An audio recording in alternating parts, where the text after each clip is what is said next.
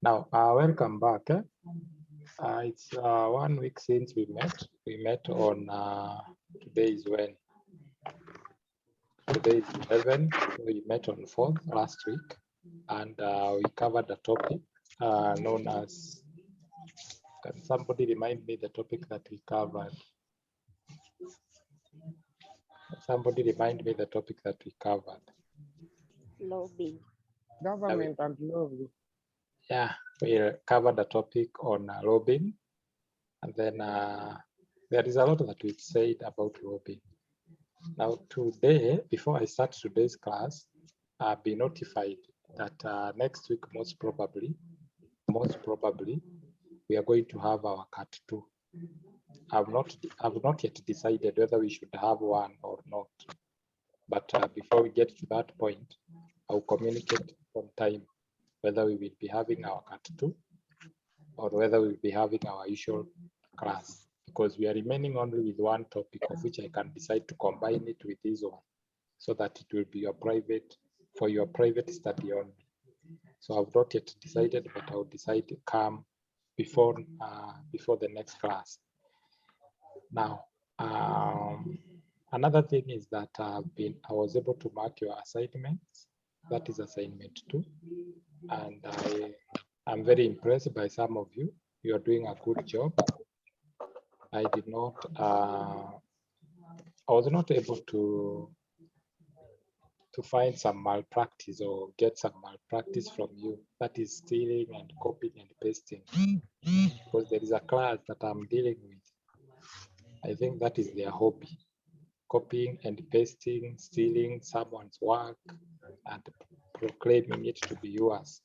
When it comes to that one is called an academic theft. So if you steal someone's work or you go to the internet, you copy items and you paste them for me to mark, then most probably, not even probably, what we can refer you to as an academic thief. We can refer you to an academic thief. And there is no any other word that I can use.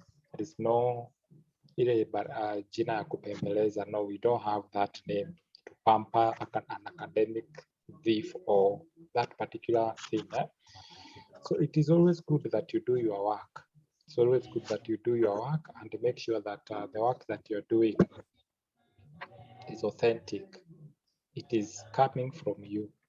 And if you have to quote to take items from the internet, make sure that you do what we call you referencing and citing. You cite your work. You give credit to the person who did that work. Don't just put it as if it is your own. That one is very bad, and we talk about this when you're doing your diploma. Most probably you'll be doing your degree, your bachelor's. Maybe you'll be doing again your master's degree. And this one is not taken lightly. We have seen people, even doctors, even those who are doing doctorate degrees and master's degrees, they are being cancelled because that work doesn't belong to them. You just go to the internet, copy someone's work, and purports it to be theirs. And I don't want that one to happen to you in future.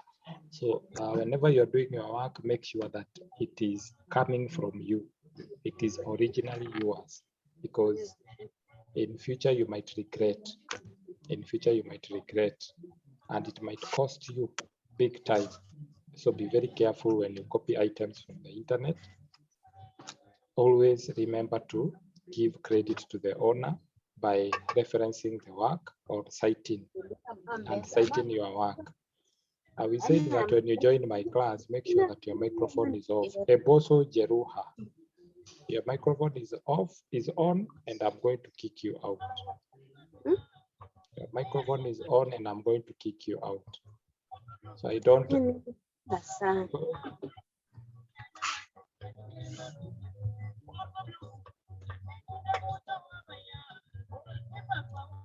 So I'm not going to negotiate with you whether you should put off your microphone or whether you should put on your microphone. It goes without saying that whenever you join a class, make sure that you put off your microphone. The only thing or the only option that you leave me with is to actually kick you out of this class. The next time you'll be joining this class will be next week, a day like today, and at 8 a.m. So make sure that whenever you join a class, the first thing that you look at is my microphone on or is it off? If it is on, put it off. If you want to speak, raise your hand. I will see you and I'll give you the opportunity to express yourself. Now, today we are going to learn about corporate advertising. We're going to learn about corporate advertising. And when you talk about corporate advertising, can we have someone explain to us what is corporate advertising? Okay. Can we have a volunteer explaining to us what is corporate advertising?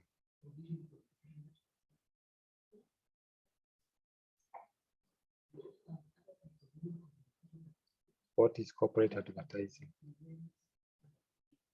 Do we have someone by the name Mapenzi Bahati? Or is it Bahati Mapenzi? Mapenzi Bahati, are you here?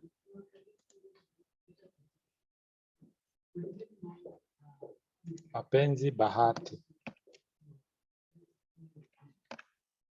Mapenzi Zawadi, not Bahati, but Mapenzi Zawadi. I can see you are here. So Mapenzi Zawadi, can you tell us something? I mark your assignment and I can tell you that your handwriting is interesting. You have a very interesting handwriting. Mapenzi Zawadi. It should have been Zawadi ya Mapenzi. Silvena's Masiro, Zawadi ya Mapenzi simply means the gift of love.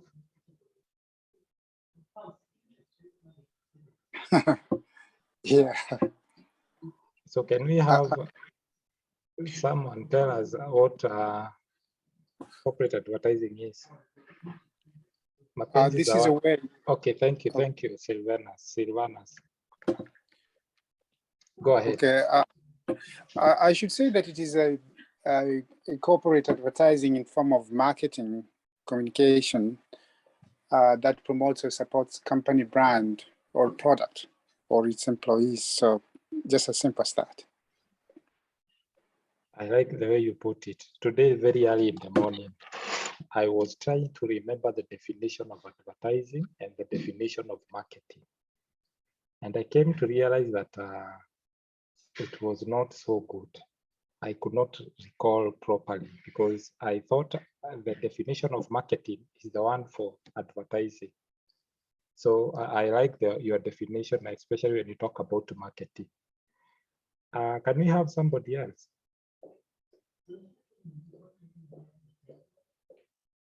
Can we have somebody else? So if there is no someone, then we start our class by defining the term advertising. So when you talk about advertising, just like I said, I tried to recall or to remember. Sometimes we are human beings, and sometimes we find that there are some definitions that are playing along. That you find that you are confusing these definitions. It's long since I looked at that definition, but I looked at the term advertising, and I was able to see it. It is defined as the persuasive possible selling message of products and services to the right prospects at the lowest possible cost. To the right prospects at the lowest possible cost. So advertising exists to do what? To persuade people to buy products or services at the lowest possible cost. That is advertising. Now, when you talk about, again, corporate advertising, allow me to share my screen.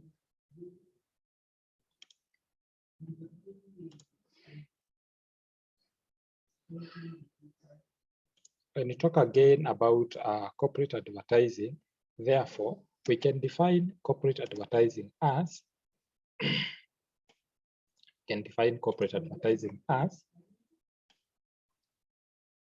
Okay, before we define, corporate advertising is also known as institutional advertising.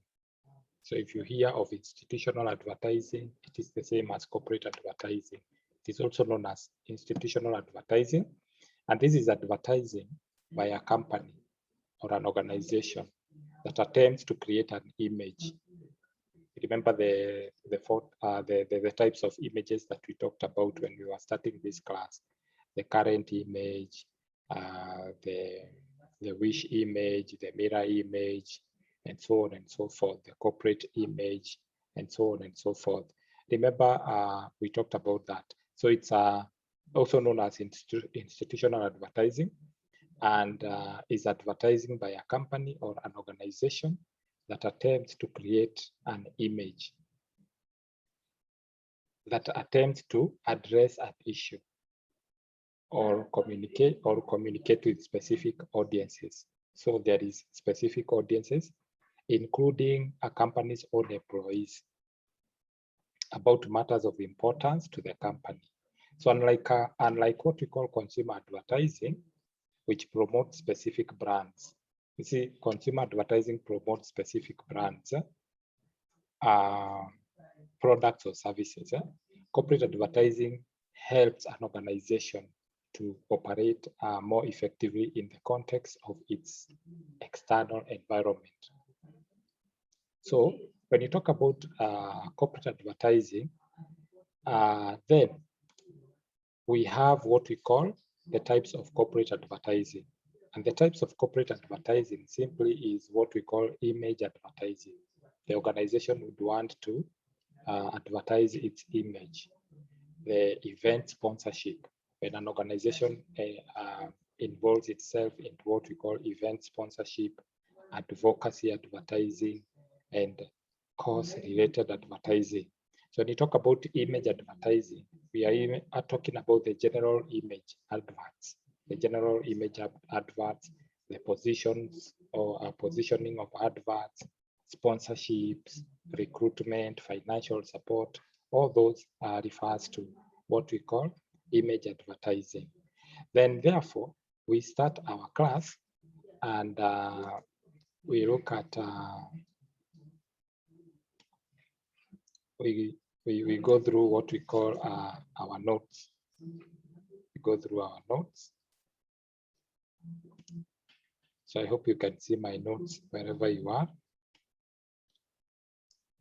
And we look at the definition of corporate advertising. Even though I've given a definition, it is always good to look at another one.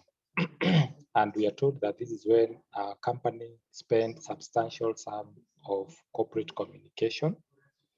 It spends what we call substantial sum of corporate communication with a complex of specialized publics, extending far beyond investors in the government, the media, and other opinion formers, trade unions, and their own staff and potential employees. So corporate advertising has less to do with pushing a company's goods or its shares than to establish or pressure an environment in which the company can go about its lawful business. So when you talk about corporate advertising, it has got nothing to do with products. Consumer advertising. Consumer advertising is when you advertise consumable goods. Like when you're advertising flour, maize flour, you're advertising wheat flour, you're advertising things to do with tablet soaps and so on and so forth. That is consumer advertising. But corporate advertising is it's actually meant for the general overview of the company. You're not advertising the product, but we are looking at the image of the organization in totality. So we also have what we call PR advertising, the United States perspective. You're going to realize that PR advertising, as it is known, is the United States, in the United States have been recognized as a tool. PR advertising has been taken as a tool or has been recognized as a tool to disseminate information or to promote opinions. Opinion change since the early 1900s. So since then, many organizations have employed what we call adverts with PR context. So many adverts, you realize that they have PR context. And remember, when you talk about PR, you're talking about the resonance, or maybe we can go back to the definition of PR, where we said it is a process of creating a mutual understanding between the public and the organization. Mutual understanding between the public and the organization. So when it comes to PR advertising, they use the adverts. Of course, the adverts are tailored in a way that they are communicating the image of the organization. That's why they have to employ PR context. So in 1978, King defined non-product advertising as concept advertising. So when you're doing non-product advertising, then you're doing concept advertising. Let me go back to marketing. How do we define a product? Philip Kotler, who is the father of marketing, defines a product as goods and services. So a good is a product, a service is a product. And these are the examples of a product. For example, Hello. when you have a room, let's say, for example, this is a class. A class is a product. When you have lecturers teaching students, these lecturers are a product. The service that they offer is also a product. Now, I want you to get out of, maybe when you talk about products and services, you realize that some people say, no, a product is a different thing and a service is a different thing. No, both products and services are products, according to Philip Kotler. So therefore, we are saying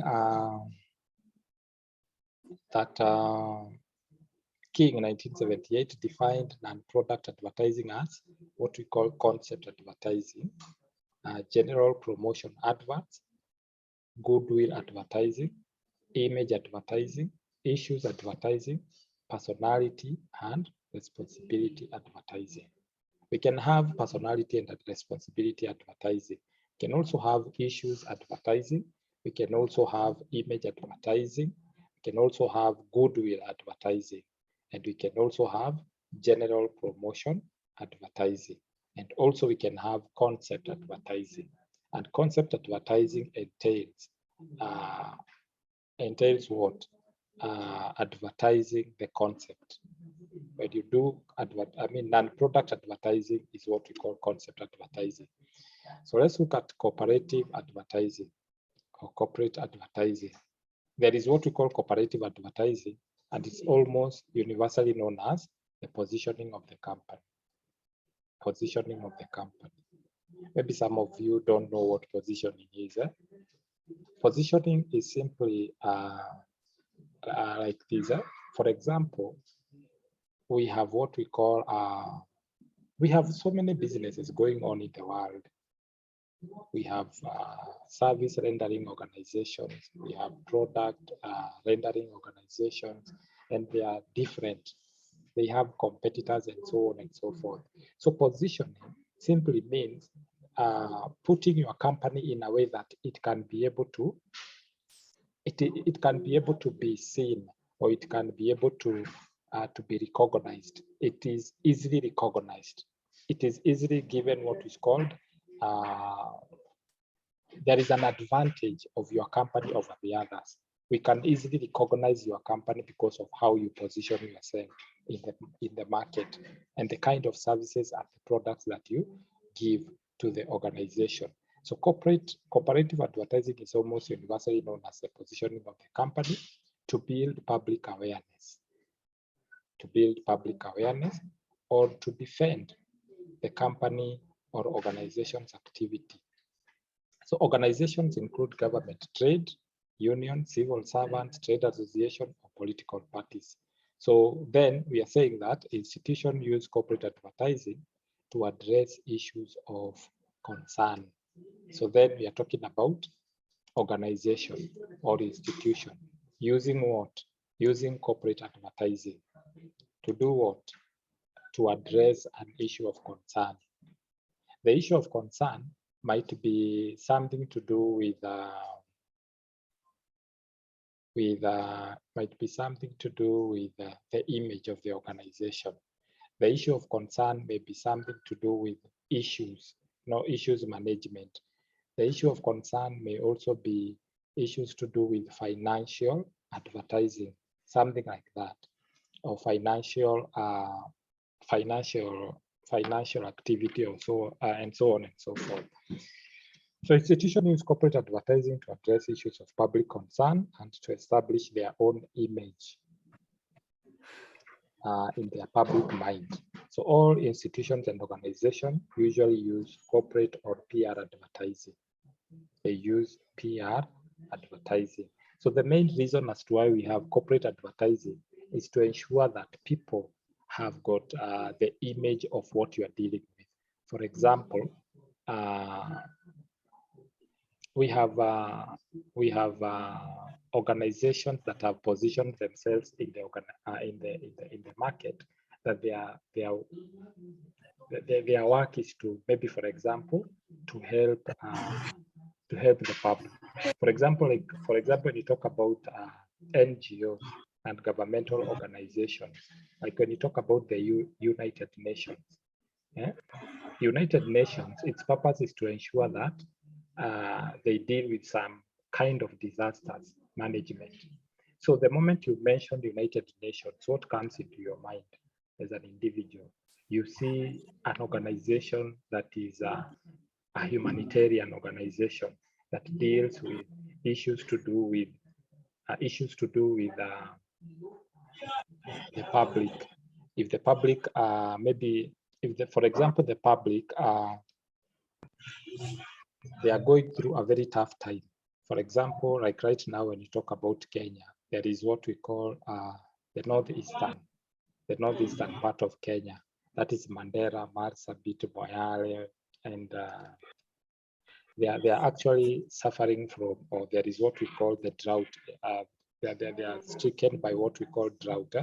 And you realize that the only organizations that are there to help these people, number one is the United Nations, to help them at least have some food and so on and so forth. So in other words, my point is this: the moment you hear somebody mention a name of an organization that you know, there is always an image that comes to your mind. When you hear of Safaricom, there is always that image that comes to your mind, because the organization has positioned itself to be seen like that. When you talk about United Nations, it has positioned itself to be seen like that in the public minds. So corporate advertising is used to influence the public opinion, surround an issue relating to the organization. So it is used to influence an opinion of the public relating to the organization. So it can also be used to define an organization's reputation. So when you do corporate advertising, we can also use the advertising or the message that we receive to define the reputation of an organization, or even build awareness of an organization where the public awareness is low, where what we call the awareness of the public is low. We can use corporate advertising to boost that awareness in the eyes of the public. So we also have media for corporate advertising, and media for corporate advertising, there are so many. We have TV, we have radio, we have cinema, we have magazines, we have what else? We have internet. All those are media for corporate advertising.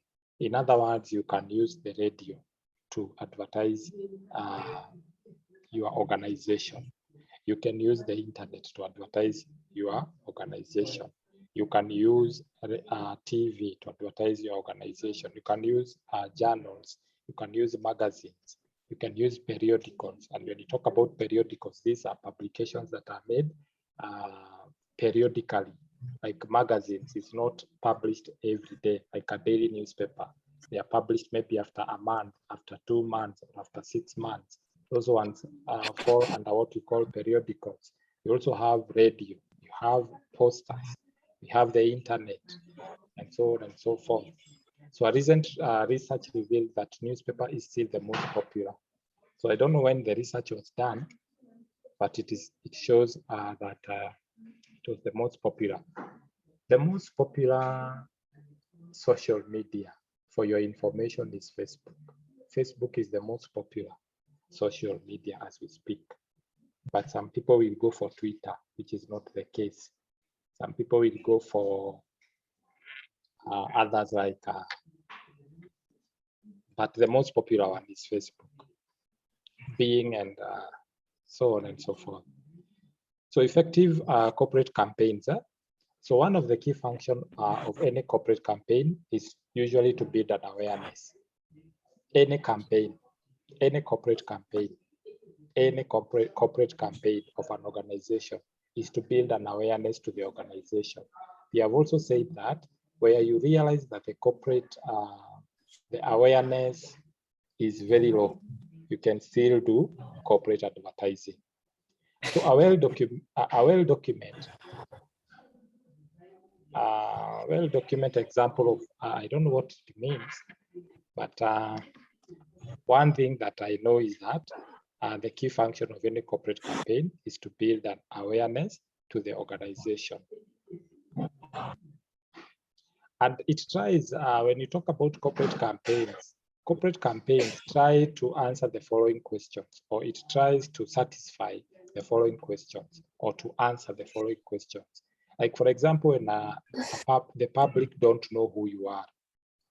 You have gone to supermarkets and you have seen these sales guys or sales people outside a supermarket or outside a departmental store, and they are asking you, do you know who we are?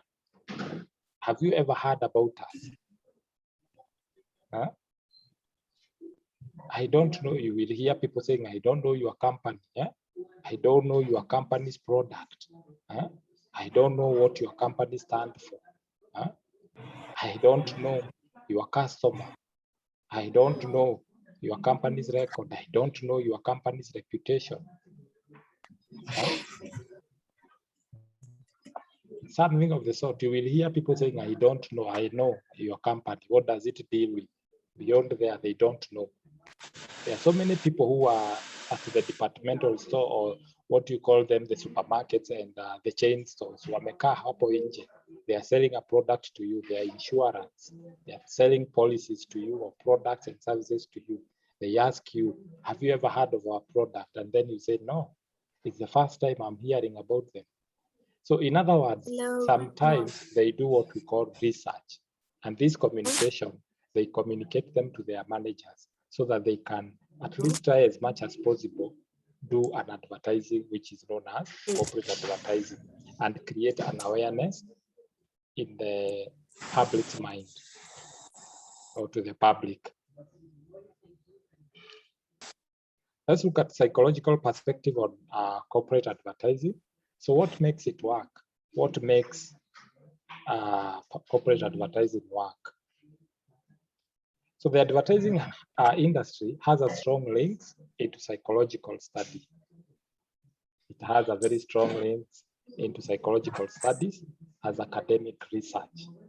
And theories have been used to try and understand the working of human mind. Like when I talk about advertising, that is very true, because look at the way adverts are being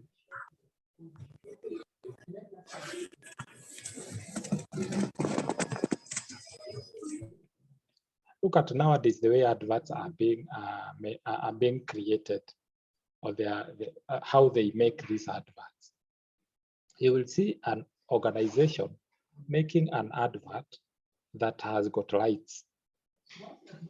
It has got lights, and you know very well the human eye has been made in such a way that anything that is bright, you cannot assume to see. Even when you're driving your car, maybe you're going home, if you see anything that is bright, you cannot assume it.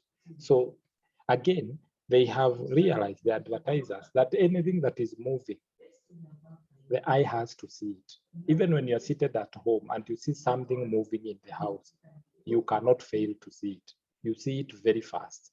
So you realize that they also come up with what we call transit advertisement, whereby we have vehicles that are full of adverts, or like in Kenya, when you talk about some buses like KBS, Kenya Bus Service, you find that they have adverts. The whole bus is an advert moving from one stage to another, from one stage to another. And anything that is moving, you cannot fail to see. So these people are psychologists in a way, and they have known how the human minds work. They have also come to realize that anything, you cannot fail to recognize the smell of something. You cannot fail to recognize anything by use of your 5 common senses: the sight, the smell, the touch, and so on and so forth. That's why you will find that when marketers are selling you products and services, like maybe, for example, it's a phone, they will give you the phone to hold it. Hold the phone first so that you feel you own the phone. And that mind of you feel that this phone belongs to you, or this product belongs to you, you'll find yourself buying the product. So that is the psychology. Anytime you find a marketer who is marketing his products or who is advertising his products, he will always give you the product. Have a look at it, and then you will have a look at it, you will like it, and then in your mind, you'll be saying, what if I had a very good phone like this one? What will people say? What will people do? And then you find yourself buying the product. That is psychology. So they use all sort of knowledge to make sure that you get all the information, and apart from that, you buy the products and services of that particular company or organization. So from 1946, much of research and writing about adverts and its effectiveness has focused on a number of linear models of consumer behavior in awarding the often cited and still used. We call it AIDA. AIDA is awareness. So you need to create an awareness. You need to create interest. You need to create action and distance. So this one you're going to read and do a research on it. So I want to go to branding strategies. Today, I'm not going to take much time. I want to give you sufficient time for the activities that are aligned for you. So branding strategy. So a company may adopt or may choose to adopt one of these strategies of branding. Remember, even branding is part of creating an awareness. Like just the other day, there is this milking jelly that we use in Kenya. It's known as Arimis. And since a long time ago, the Arimis has been having a sticker of a cow and so on and so forth. Now the company decided to change the outlook of this particular product. Now they change the product. It doesn't look like the way it used. And it's a product that people like so much. In fact, when you recommend the best jelly for children, those women who have children, they will tell you go for Arimis. Or maybe you're talking about soap, they will tell you go for Sunlight, and so on and so forth. Now this company just decides to change the outlook of the product, just like that. So I was able to follow it up on Facebook, and many companies or many individuals were saying, no, we don't want this particular product. The way you have packaged it, I mean, the way you have changed its outlook, it is very good, but let it remain the way it has been since I don't know when, since a long time ago. When I was born, I saw Arimis. It was still like that. It is still like that, and now they have just decided to change. So customers were complaining about the new outlook of this product, and they were saying, go back to the original one. Let it remain like that. We are used to the way it looks. So I don't know how the debate went, but majority of the Kenyans were demanding that the product be returned to its original position as far as its outlook is concerned. So a company may choose to adopt one of these strategies when it comes to branding. So they may decide to use corporate monolithic approach. That one you're going to read about yourself, or maybe I can go through it. And when you talk about corporate or monolithic approach, it is the approach where all the products of the companies are branded with the company's name. All the products of the company are branded with the company's name. We have examples. For example, talk of Coca-Cola. Every bottle that you hold, maybe Sprite, you're talking about Coca-Cola itself, you're talking about Stoney, you're talking about Passion, Coca-Cola Passions, Coca-Cola Orange, and so on and so forth. There is always the name Coca-Cola there. There is always the name Coca-Cola there. So you realize that it's an approach where all the products of the company are branded with the company's name. Then we also have branded or discrete approach, where the company develops individual brand image for its products. In this case, the company's name will be hard to find. I think this one is the one that Coca-Cola fits in very well, because when you look at those bottles of Coca-Cola, for you to actually know that this is a Coca-Cola brand, you'll have to look for that Coca-Cola name. Also, it applies to monolithic, but not that much. Then there is endorsed approach or prototype branding management. It's where the name of the parent company is added to the product brand name. Then from there, we have brand equity.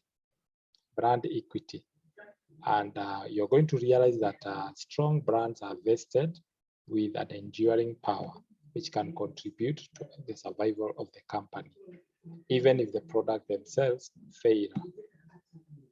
So therefore, we are saying that a company is viewed by the financial institution or viewed by the financial institution and competition, not only in terms of intangible value, but in terms of its valuable assets, its brand.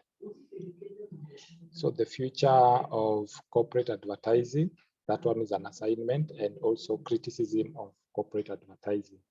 Then we have the summary of corporate advertising. Maybe I can go through the summary. And we can say that corporate advertising is defined in many different ways. Among these definitions are PR advertising, issues advertising, good image advertising. So institutions within the profit and non-profit sectors use corporate advertising. So the most popular media used for corporate advertising are newspapers, there are journals, magazines, followed by TV advertising, and so on and so forth. However, a significant and a growing number of advertisers use the internet to communicate their corporate messages. So case studies demonstrate that effective corporate advertising work in much the same way as product advertising. So it aims to influence public's perception. It aims to influence public opinions. It aims to influence public's attitude through the creative use of messages and images timed to fit with typical debate or long-term strategy of reputation building. So that is it. Unless there is a question, I will stop at that point to allow you to do the activities aligned for you. So then I will take you to the activities. Unless there is a question, if you have a question, you can just ask.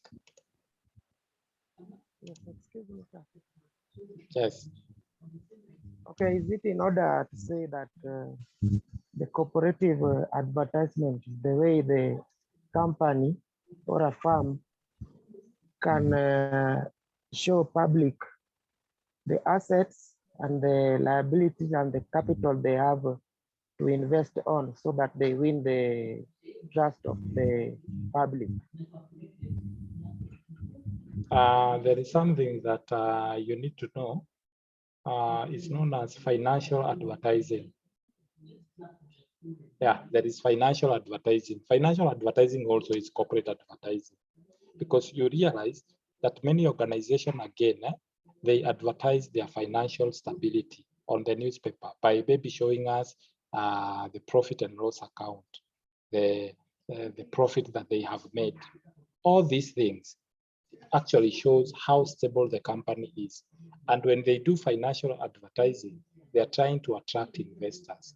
They're trying to attract new customers that will have faith and trust that this organization is not likely to do what? To run or to go bankrupt. So that is part of corporate advertising. Thank you. Any other question?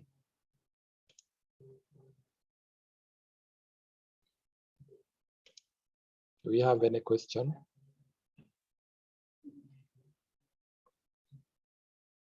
If there is no question, then these are the activities of the day. Teacher, kindly. Hello. Yes. Okay.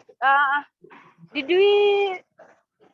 I think I didn't do assignment one because I can't see assignment one in my portal. That is a debate for another day, not today.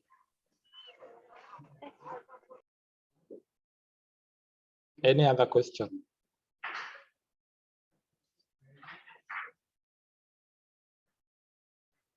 Is there any question?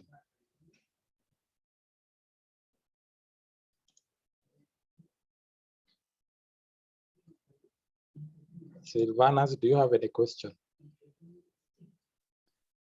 Well, Mwalimu, I don't want to press you on this, but the thin line between advertising and concept advertising, I understand concept advertising is as a part of an element of advertising in general. So I was just wondering, you know, the thin line between them. Nonetheless, I think I can do some, you know, reading, and I'll be okay, Mwalimu. Let's just go to the Thank you. Thank you. the day work. Any question? So Silvanas Masiro will do,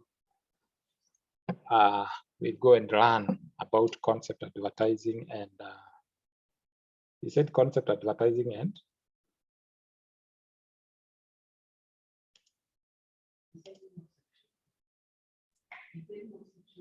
as an element of advertising, persuasive advertising, of course, and concept advertising.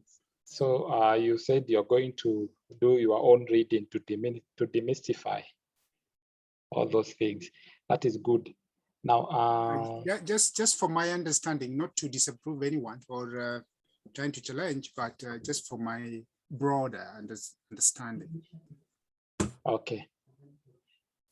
Now, today's notes have already been unleashed, but before I unleash today's notes, let me give the password for today's class so that you can mark the register. Remember that next week, most probably you'll have a cut, but I'll communicate that in the group. I hope everybody is in that group. I'll communicate that in the group as soon as possible. But be prepared, you might have a cut. If not next week, then next week, but I'll communicate.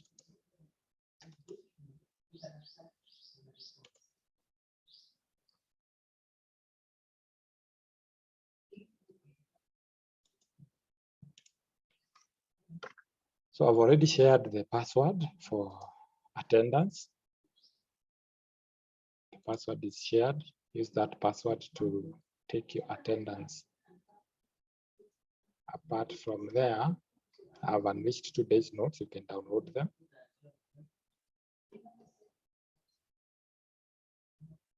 And then there is a discussion forum for you there. And the discussion forum says, when planning to interview senior executives, when you're planning or when you plan to interview senior executives, would your interview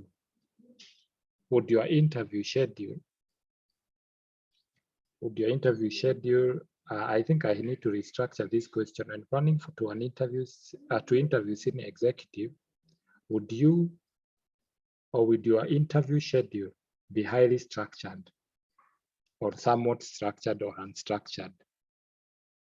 So you choose which one and why.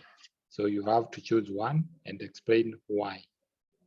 So then you post that to the discussion forum, and then there is quiz 8 awaiting for your action. So unless there is a question, may I stop at that point. I wish you all the best. Tomorrow we have a graduation here at CTech University. So those who are, it will be a virtual one. So I'm not welcoming people, but I believe that a link will be shared to the concerned parties. So unless there is anything, I'll stop at that point and allow you time to go and do the activities that are there. Mwalimu, this is just a polite request to you. Yes. I was just wondering if you could allow me complete my quiz by Saturday, because I'm really pressed for time from now on until tomorrow. So just a request, if possible.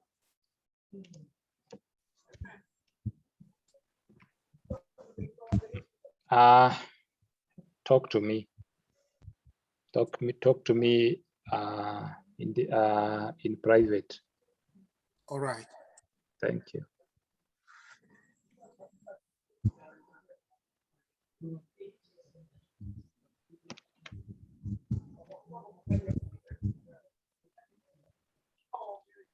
So we can go and do our activities. Thank you for attending. I don't understand why today's class we are very few. Some people decided not to attend the class. It's okay. Tuende tufanye activities and we call it a day. Excuse me, sir. Yes, Frederick. Okay, to me, I don't really understand this question you are posed here. Can you just restructure it a little bit? I've restructured the question. Because It is already restructured. Okay, when planning into interview senior executive interview schedule, highly structured, somewhat structured, or unstructured. Why? Okay. Can you just go through it again? When you're talking about interviews, when you talk about an interview that is highly structured or structured, what do we mean by that?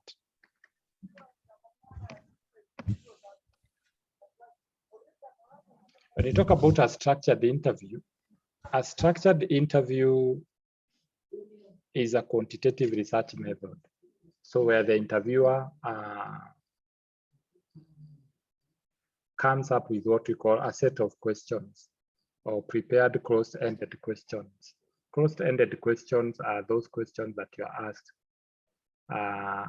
Do you agree? Yes or no? It is yes or no. Those are closed-ended. But we also have open-ended questions where you ask the interviewer to explain. Like, for example, when I ask you, tell me about yourself.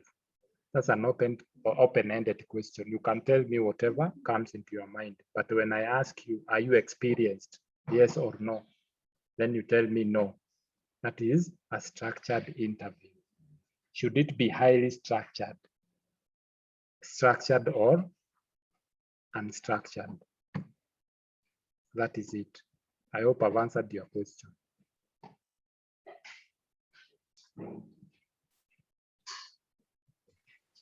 Okay, thank you.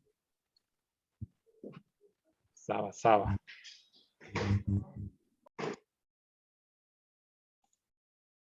So if there is no question, let's go into the activities.